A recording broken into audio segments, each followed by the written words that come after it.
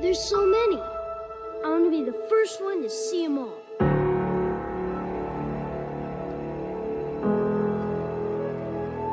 You refer to the prophecy of the one who will bring balance to the Force. You believe it's this boy?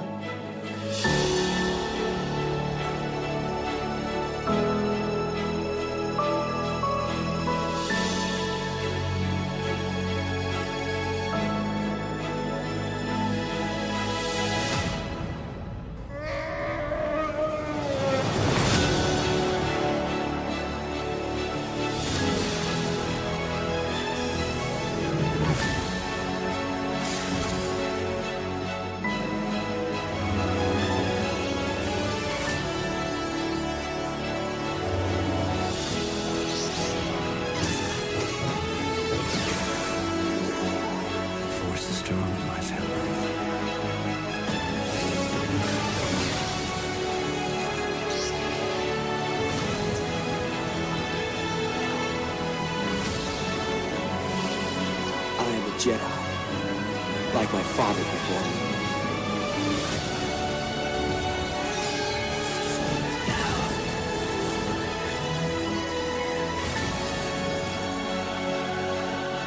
You are the chosen one!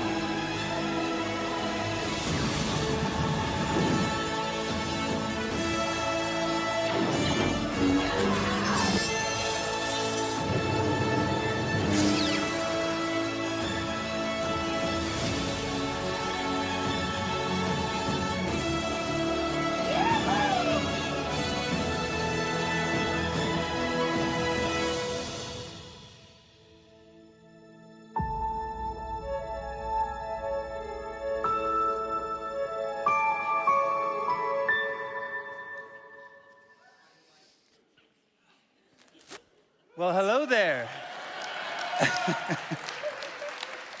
My wife is shaking her head because I'm such a dork. But we simply could not pass up the opportunity to do Star Wars for God in the Movies on this May the 4th Star Wars Day. So may the 4th be with you. If you're not a fan of Star Wars, if you've never watched Star Wars, we're going to be praying for people up front after. No, I'm joking. But if you've never watched Star Wars before, never seen a film in your life like Matt, believe me, I hope that the message today is something for everyone. Because at the end of the day, Star Wars is a story as old as time. It's a story about good versus evil, light versus the dark, fear versus faith. So let me start by asking you this question. How many of you feel like you're battling darkness in your own life right now? Or some kind of struggle that you're dealing with the people around you. Maybe it's fear, maybe it's anxiety, maybe it's an uncertainty about the future and what that holds.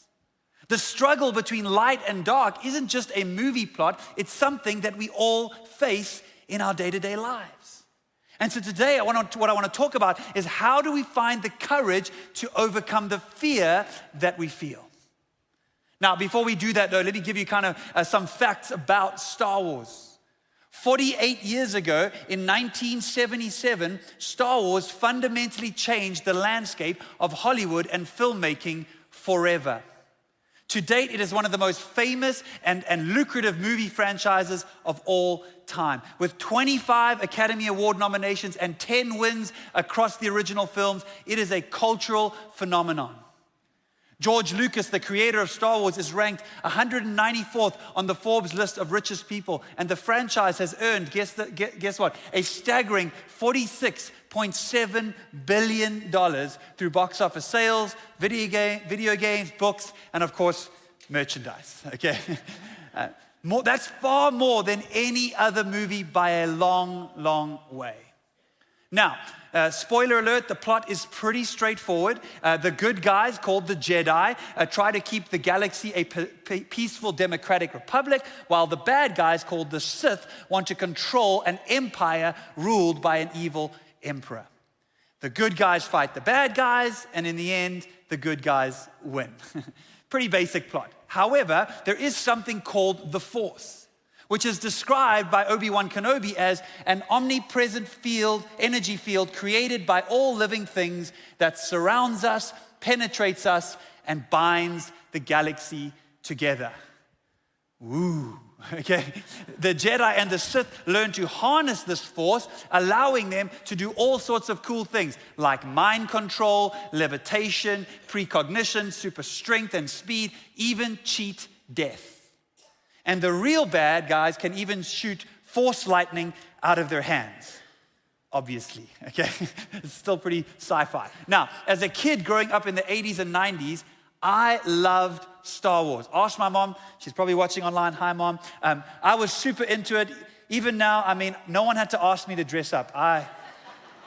I'm fulfilling my childhood dreams right now, okay? So bear with me. But in fact, when I was 5 years old, my mom was called into the school principal's office for a meeting because the principal told my mom that every time any of the teachers would greet me in the hallways, I would always respond with, "May the force be with you." Which apparently was kind of odd for a 5-year-old. But on top of that, some of you also know this, but part of my story is I grew up in the Catholic tradition. And so even to this day, when someone says, "May the force be with you," my natural inclination is, "and also with you." Okay. Any ex-Catholics in the house? Okay, I'm just trying to bring some balance to the force and to the liturgy, okay? Now, like I said, if you've never seen Star Wars, you've still probably heard of iconic lines like, "The force is strong with her," or "He's gone over to the dark side." And these phrases have kind of permeated our culture, which begs the question, why has Star Wars captivated so many people? I mean, even now they've just released Return of the Sith again, and it's got like $1 billion as a re-release. What is it about the story that resonates on such a deep level? George Lucas was heavily influenced by the work of Joseph Campbell on cross-cultural archetypes, essentially heroes and villains that appear in legends and stories from all over the world across all different cultures. And I think that's part of the reason why, even though Star Wars takes place a long time ago in a galaxy far, far away, it speaks to themes that are still strikingly relevant in our world today. The characters are familiar. Luke Skywalker is the quintessential American teenager. Han Solo is the familiar cowboy figure. Princess Leia transcends the damsel in distress stereotype and becomes a strong political leader. But there's one character who looms above them all, the tragic figure of Anakin Skywalker, also known as Darth Vader. In fact, I think if Shakespeare had to have written Star Wars, it would be called The Tragedy of Anakin Skywalker. Now, before we get into this character, let me tell you another story. A long time ago in a country far, far away in South Africa, when our boys were still very little, someone gave us this cutout of Darth Vader for our God in the movie series, and our boys were obsessed. They were very little at the time, and I actually took this cutout home, and we had it in our lounge, and they would just stand there and stare at it for hours. And yes, if you're careful to notice, I did have to draw pants on Luke.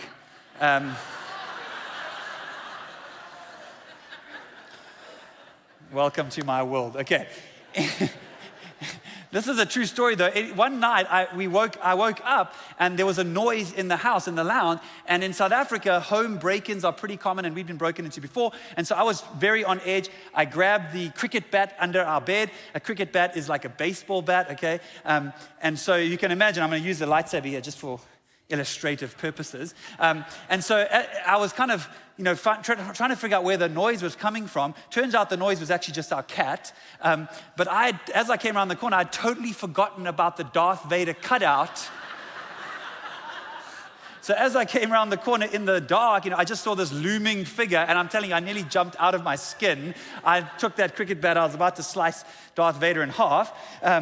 But I mean, I was thinking about if that was America, you guys probably would have just pumped that cutout full of buckshot or whatever. I don't know.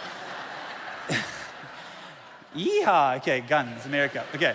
Anyway, back to the story of Anakin Skywalker, because his journey really is at the kind of heart of the Star Wars saga. And today, we're going to explore how his story actually reveals something powerful about our own story. And so to kick us off, let's start by watching a montage of Anakin's descent to the dark side. Take a look. Are you an angel? What? An angel. I heard the deep space pilots talk about them. They're the most beautiful creatures in the universe. You're a funny little boy. How do you know so much? I listened to all the traitors and Starlands. These visions you have.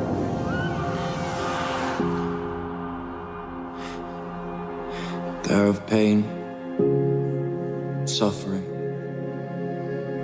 death. Be mindful of your feelings. Your thoughts dwell on your mother. Afraid to lose her, I think. What does that got to do with anything? Everything.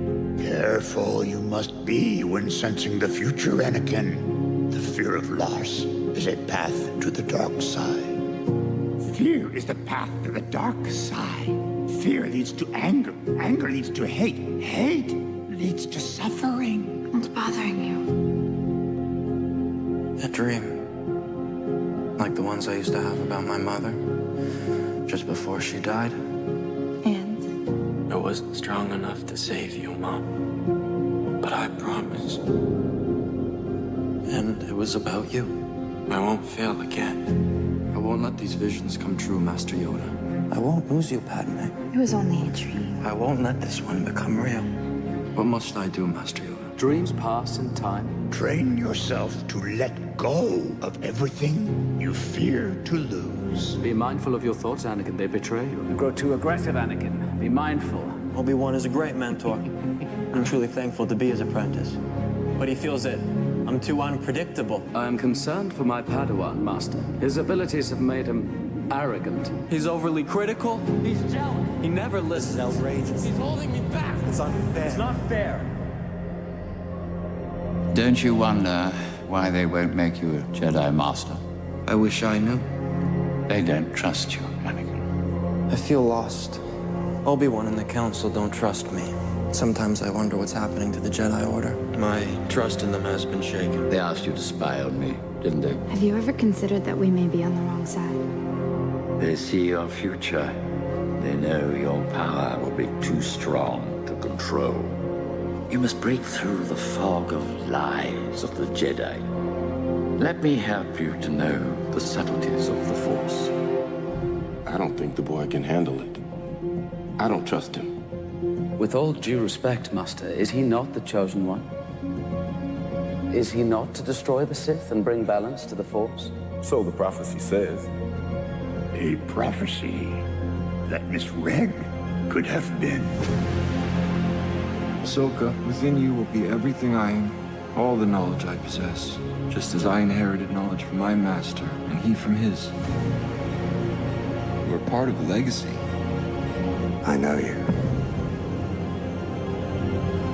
Because I knew your master. One wonders just how similar you might become. But my part of that legacy is one of death and war.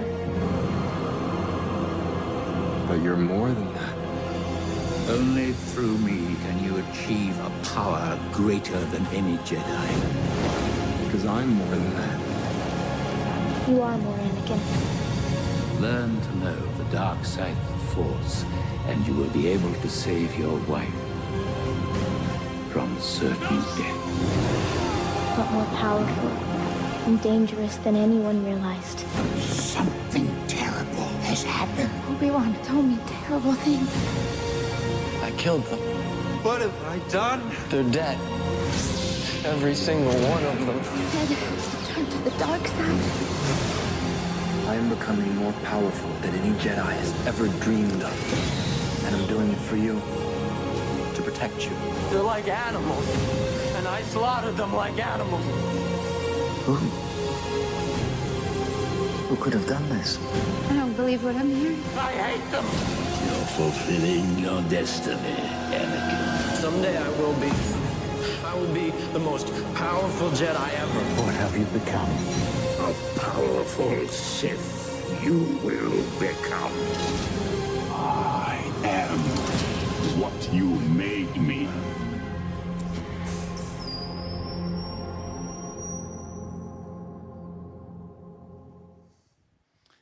My real goal is to make people who haven't watched Star Wars watch Star Wars, okay?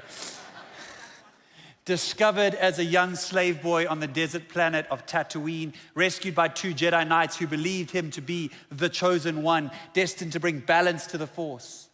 And although incredibly powerful, his journey is marked by fear. When he has premonitions that his love, Padme, would die in childbirth, his fears drive him to search for a way to cheat death. And the offer comes to save her from the dark side. And so Anakin, motivated by love and fear, sells his soul to the Emperor, becoming Darth Vader. Padme dies in childbirth as predicted, leaving behind twins, Luke and Leia, unknown to Vader at the time. And then finally, the tragedy is complete when Obi-Wan, his old mentor, is forced to fight him, injuring him severely and leaving him reliant on the mechanical Vader suit to survive. Now, perhaps you know all of that already, but here is my question. Why does the tragedy of Anakin's fall to the dark side grip our imaginations so? Is it possible that perhaps we see something of ourselves in him? You see, we all experience fear in some form. Fear of loss, fear of what others might think about us, fear of failure. And we often act out of that fear without even realizing it. Now, of course, not all fear is unhealthy fear. Fear is a survival mechanism that can actually keep us alive, that can keep us alert in a dark passageway at night. The problem comes when we become slaves to fear. As Yoda says, fear is the path to the dark side. Fear leads to anger, anger leads to hate, hate leads to suffering. Now, maybe you're sitting here today and you're thinking, well, I don't really see myself as a very fearful person. But how many of you know fear takes many forms? Let me give you some examples of the most predominant fears that capture so many people's hearts today, especially in our modern Western society. And as I put up these lists of fears behind me, look out for the one that you struggle with the most. Here's the first one: fear of failure. We live in a world where success is everything. And so failure, it feels like the end of the road. People are terrified of making mistakes or not living up to their potential, which often drives perfectionism and comparison and even burnout. How about the next one? Fear of rejection. In a world that is hyper-connected through social media, there's this constant pressure to be liked, validated, and accepted. And so the fear of being rejected creates an anxiety and keeps people from being their true, authentic selves. How about fear of the unknown or the future? I mean, we live in a time of rapid change, more rapid than ever before, politically, economically, socially, and this uncertainty can create overwhelming amounts of anxiety for the future, which can so easily steal our peace in the present. Fear of missing out. We've even got a term for it now. We call it FOMO, the fear of missing out. We're constantly told to have more, do more, but it's never enough to fill the emptiness we feel inside. How about fear of being ordinary? In a world that celebrates exceptionalism, there's a deep fear of being average or unremarkable, and so people feel pressure to stand out, to make an impact, and to prove their worth. And so, I struggle with this one. Fear of vulnerability. Because we're taught to always be on guard, to keep our guard up. But how many of you know true connection and growth requires us to lower it? Fear of suffering or pain. In a culture obsessed with comfort, we fear anything that might cause us pain or discomfort. We try to control our environments and shield ourselves from suffering, which ironically makes us more fearful and less equipped to handle the hardships that are inevitable in this life. Fear of loss, the fear of losing what we have, whether that's relationships, loved ones, success, possessions, and that can drive us to hold on too tightly and live in constant anxiety. Fear of being judged. With everyone watching and commenting these days, it's easy to become paralyzed by others' judgment. And then finally, fear of death. And while this, of course, is an ancient and kind of universal fear, in Western society particularly, it is so often ignored or masked by our obsession with youth, our obsession with health and tweaking our health and material success. In a world that avoids the topic, death and what comes after it can feel like the great unknown. So which fear do you struggle with the most? For Anakin, it was the fear of loss, of losing those he loved. And it led him to try control the outcome, which ultimately, get this, perpetuated the very outcome that he was afraid of. You see, that's what fear always does.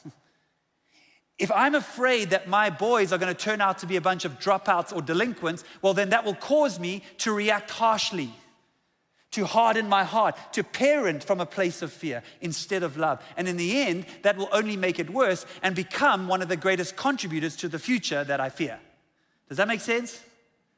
Fear is never a good motivator for parenting. To be honest, it's never a good motivator for anything. Fear is the path to the dark side. It lurks in all of us, but I'm here to tell you, it doesn't have to control us. God does not want us to live in fear or anxiety. In fact, he says in the Bible, do not be afraid, 366 times. One for every day of the year, including a leap year. And like I said, I've never really considered myself a fearful person, but through counseling and through, I think, just growing up, I've realized that actually fear often drives my behavior, especially in areas like parenting or in finances. I mean, I believe that God is my provider. I preach it from up here all the time. But when unexpected expenses come, I fear I won't be able to provide for my family or my future, and that fear can lead me to take matters into my own hands, even though I know God has promised to provide. Is this just me? Me and you and Darth Vader. Awesome. Okay. Fear robs us of joy. It kills our hope for the future and it destroys our peace in the present. And sadly, our culture is immersed in it. Our media, our politics, our economics, it is all fear-based or fear-mongering. Why? Because fear sells. But if we're not careful, it can grip our hearts and make us a slave. Just like Anakin in the Star Wars saga, a slave to his own fear and anger and bitterness, a slave to the evil emperor doing his bidding. And you know what's so interesting about that is that fear can so often masquerade as something good. That's the danger of it. I mean, what's wrong with wanting to keep your loved ones safe? What's wrong with wanting to provide for your family or for your future? Nothing, right? Of course, as long as it's not fear-driven. Now, this is something that maybe you wrestle with. Don't be too discouraged because there is another way. And we're going to dive into the scripture on this, but here's the powerful truth. The antidote to fear is not courage, it's love. Say love. Let me prove it to you. John 4, verse 18 says, there is no love in fear. There's no fear in love because perfect love drives out fear. In other words, according to the scriptures, fear and love cannot coexist. They're like oil and water. And I think we all long for love and we all want to be free from fear, right? In Star Wars, love is also the key to redemption. As the saga progresses, we see Luke Skywalker, Anakin's son, believing in the good still within his father, even when Anakin himself had given up. Luke's love for his father leads to this final confrontation where Anakin's compassion for his son ultimately leads to his redemption. And in the final moments when Luke is about to die at the hands of the evil emperor, Anakin is moved by his love for his son. And he ends up picking up and killing the emperor, mortally wounding himself in the process, but proving the prophecy to be true, that he does indeed bring balance to the Force. That episode is called Return of the Jedi, right? But guess what? The Jedi is actually Darth Vader, not Luke Skywalker. A little pro tip there for you, okay. He brings balance to the Force. And so let's watch that moment between the Emperor, Luke, and Darth Vader. Take a look. So, you have accepted the truth. I've accepted the truth that you were once Anakin Skywalker, my father. That name no longer has any meaning for me. It is the name of your true self you've only forgotten. I know there is good in you. The Emperor hasn't driven it from you fully. I wonder if your feelings on this matter are clear, Lord Vader. I wonder if your thoughts are clear on this, Lord Vader. Suit your feelings, Father. You can't do this. I feel the conflict within you. Let go of your hate. It is too late for me, son. Young fool. By now you must know your father can never be turned from the dark side. Your overconfidence is your weakness. You failed, Your Highness. I am a Jedi, like my father before me. It's the chosen Anakin.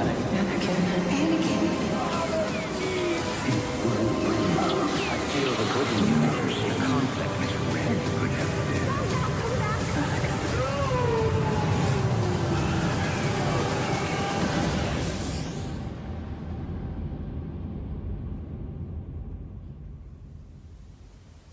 Now, go, my son.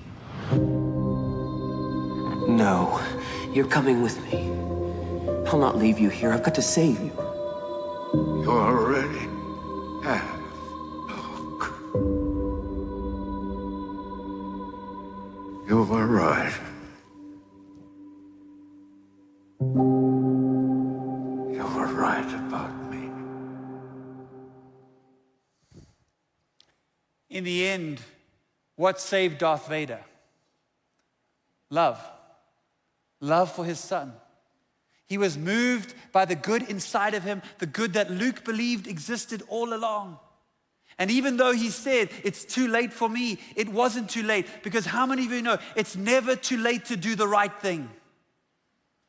So what saved Darth Vader? Love. But perhaps the more profound question is, who saved Darth Vader? And the answer to that question is, of course, Luke, the son.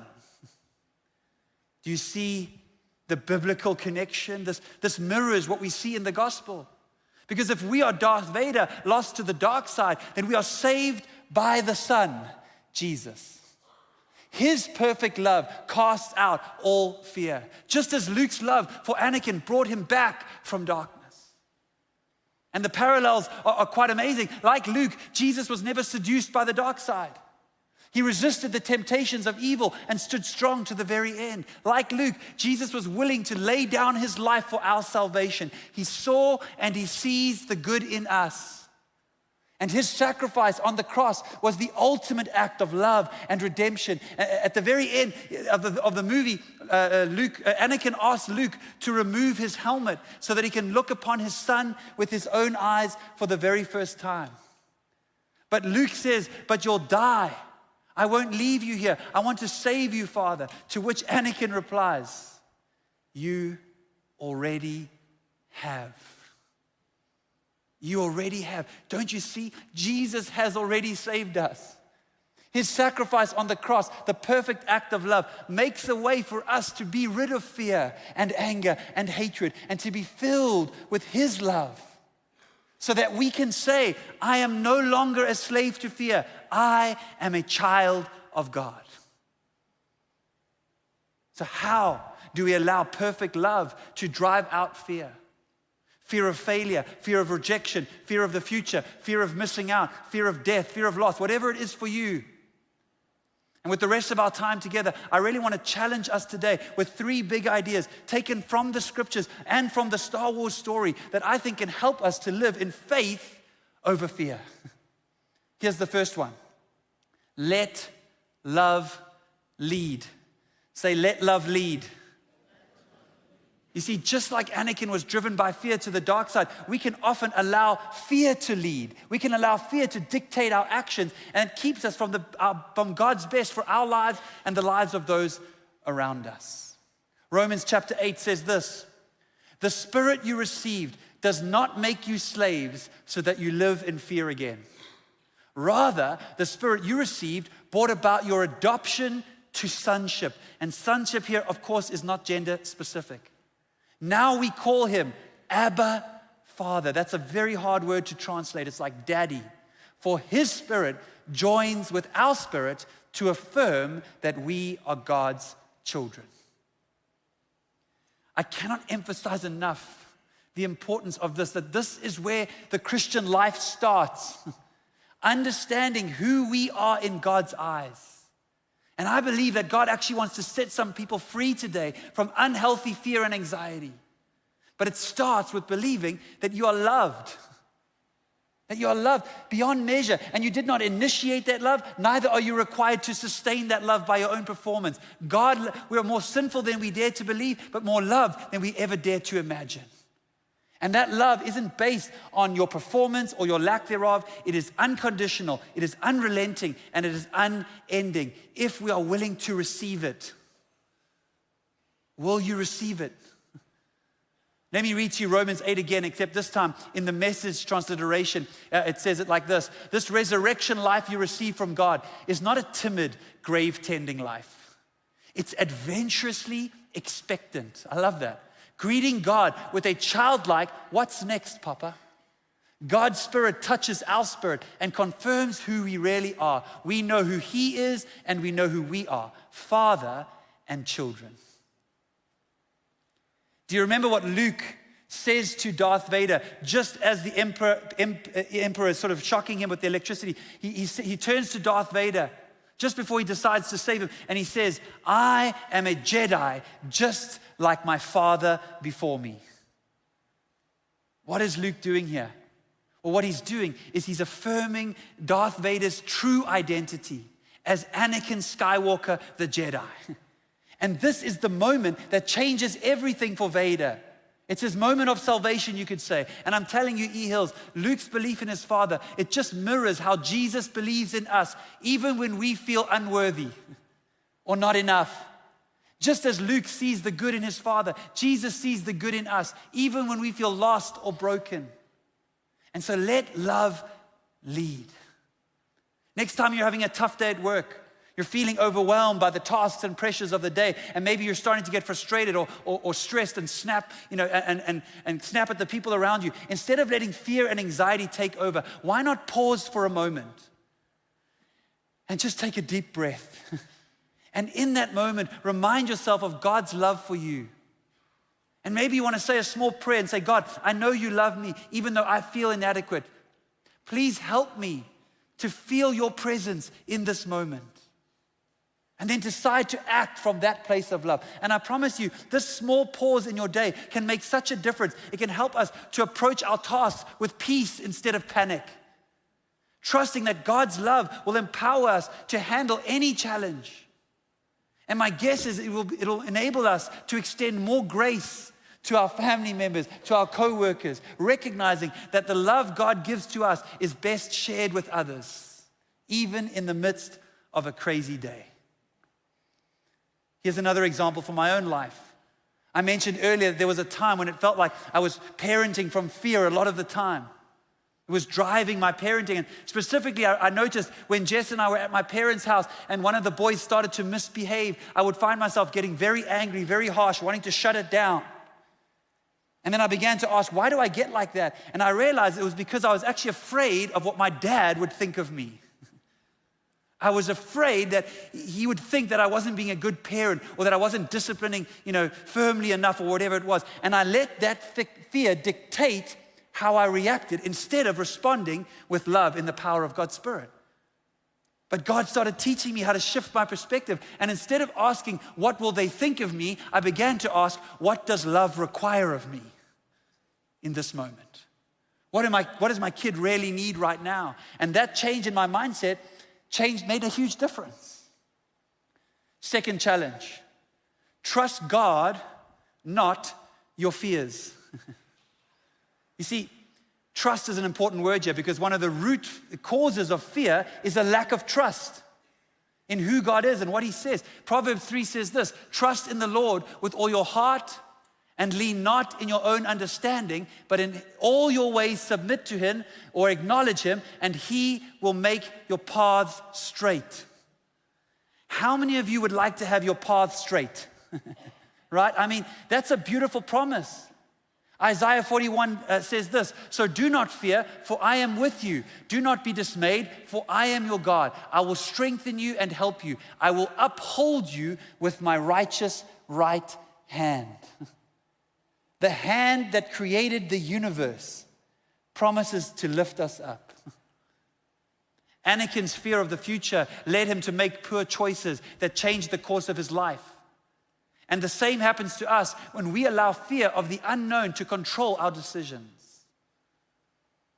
Another story for us, when Jess and I were looking for this job, we knew that God had called us to come and pastor in the United States, but He didn't give us specifics of where or when or how.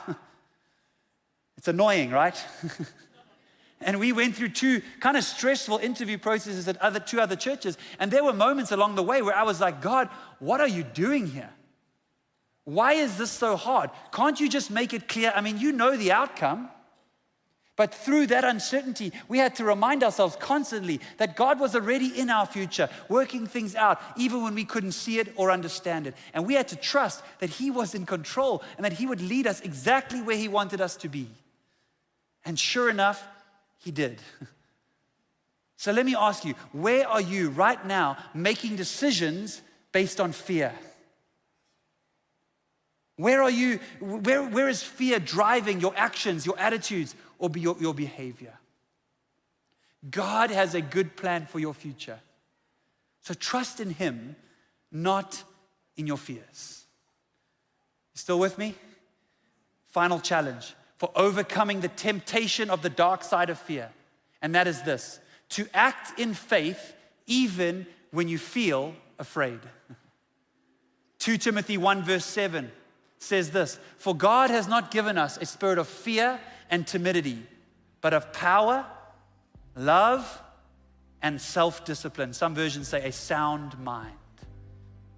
You see, like Luke Skywalker choosing to confront Darth Vader despite his fear, we are called as followers of Christ to act in faith even when we feel afraid.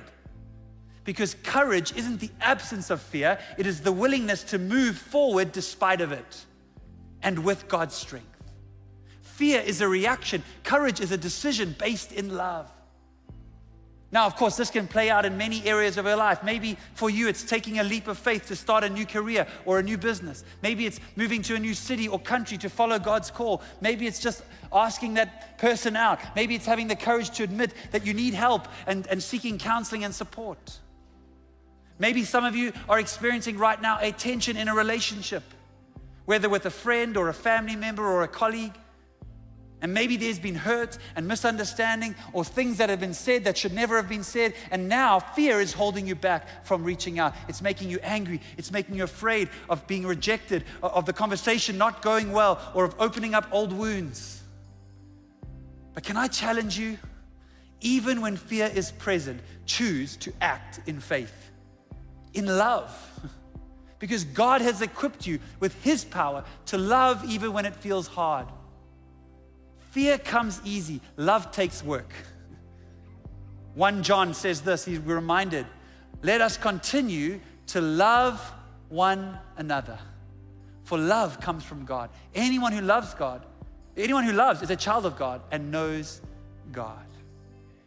We read earlier in the scriptures that perfect love casts out fear, you remember? But love is perfected in us when we choose to love those around us. Even in the moments where fear would tell us to stay silent or avoid conflict. And I think this is especially true in our world today, in our culture today, a culture defined by selfishness, defined by putting self above others. But you simply cannot love wholeheartedly without sacrifice, without giving. And sometimes the most radical act of love is stepping forward and offering forgiveness or saying those 2 difficult words, I'm sorry. So I challenge you today, don't wait till you feel love, do love, and the feelings will follow. If you're holding back out of fear, ask God for the courage to act in faith, whether that's reaching out to mend a relationship, whether that's humbling yourself to make peace, or stepping out into the unknown. Let God's perfect love drive out all fear. Take that step today, knowing that God's love in you can transform any situation. Amen? As we close today, I want you to hear this loud and clear. The Bible says perfect love is the power that breaks every chain.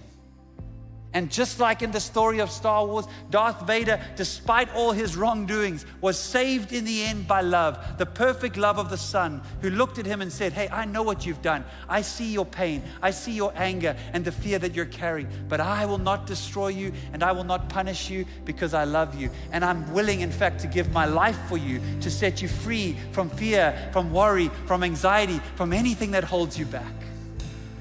And let me tell you, E-Hills, Jesus is looking at you the same way today. I don't care who you are or where you're from. He sees your struggles, your mistakes, your fears, your failures, your doubts, and still he says, I love you and I want to set you free. No more chains, no more fear. We have not received a spirit of fear, but instead we have received God's Spirit when he adopted us as his children. And now we can call him Abba, Father. This is not some distant theoretical love. It's personal, it's transformational. And so as we sing this final song, No Longer Slaves, I pray that the words of the song will become part of your reality. That you will know in every fiber of your being that you are no longer a slave to fear, that you are a child of God. Let's stand in the power of that truth today and let's sing it like we believe it, church.